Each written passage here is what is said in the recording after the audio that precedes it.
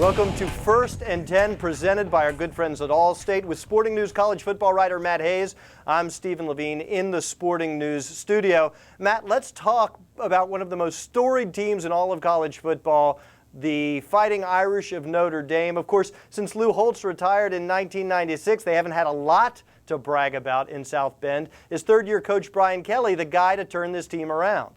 You say they haven't had a lot to brag about, Stephen. I mean, if you're looking at Notre Dame, here's what they can brag about. Their multi-million-dollar contract with NBC. Other than that, very little. Very little. And I think the thing with Notre Dame, Stephen, more than anything, is they are the biggest brand in college football.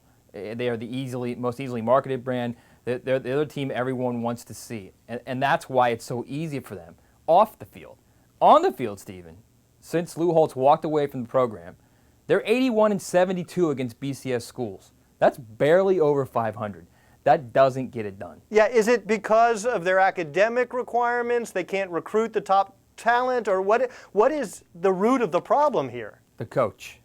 You got to find the right coach. And anyone can analyze it any way they want. You can talk about academics, but I'm telling you right now, I refuse to believe that there are not 25 guys that can get into Notre Dame every year that can make them an elite team. There are elite student athletes out there. You got to be able to recruit them. You got to have the right coach, the right dynamic guy that can recruit them, that can bring them to the school. And Brian Kelly's a guy who's won everywhere he's been, Stephen. He's won in the lower divisions. He won at Central Michigan, turned that program around. He turned Cincinnati around.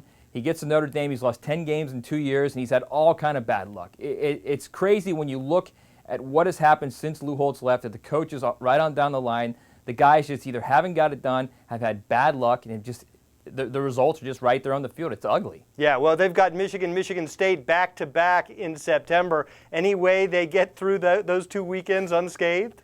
In the last 15 years, Stephen, against Michigan State, and USC, Notre Dame's three biggest rivals, the Irish are 14-29.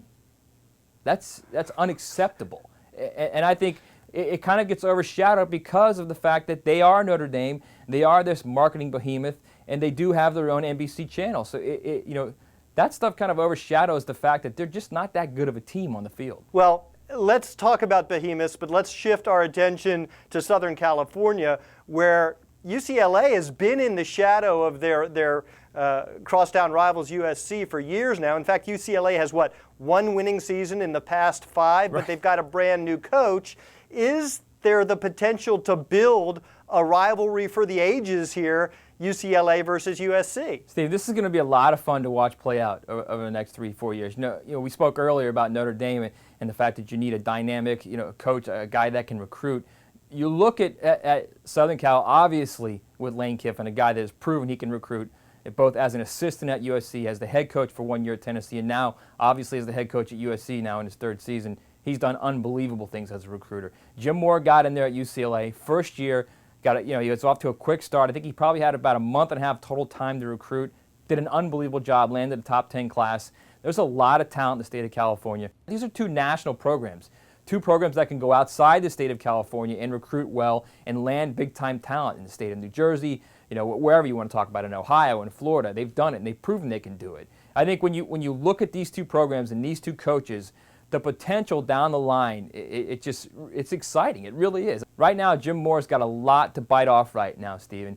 But he's chasing, and he will get there. He will reach Lane Kiffin, and when he does, this game is going to be very, very good. And in that same conference, you've got a brand new coach in Pullman, Washington. Fans up there probably want to celebrate something other than the memory of Ryan Leaf at this point. Mike Leach seems like a guy who can get Washington State back to where they were under Mike Price. It's funny, Steve, is Mike Leach was the guy when he was at Texas Tech, wasn't afraid to speak his mind, said some crazy things, talked about his players and their fat girlfriends and how that's the problem with them not playing well. And he's been very quiet in this offseason in Pullman. Very, very quiet. And I realize he's in the wheat hills of eastern Washington. It's kind of hard for news to get out there quickly, but I'm telling you right now, he knows something. He knows he's got a very good quarterback in Jeff Toole. He knows he's got a very good receiver in Marcus Wilson. And this is a guy who has proven year after year after year at Texas Tech that he will take a quarterback, they will throw for 4,000-plus yards, they will have 40-plus touchdowns. His receiver will have 80, 90, 100 catches. He will have 15, 20 touchdown catches. This is a guy that knows offense, and he's rolling into a league right now, Stephen, that plays defense about as well as Poland played defense in World War II, okay? It's going to get that's ugly. scary. I'm telling you right now.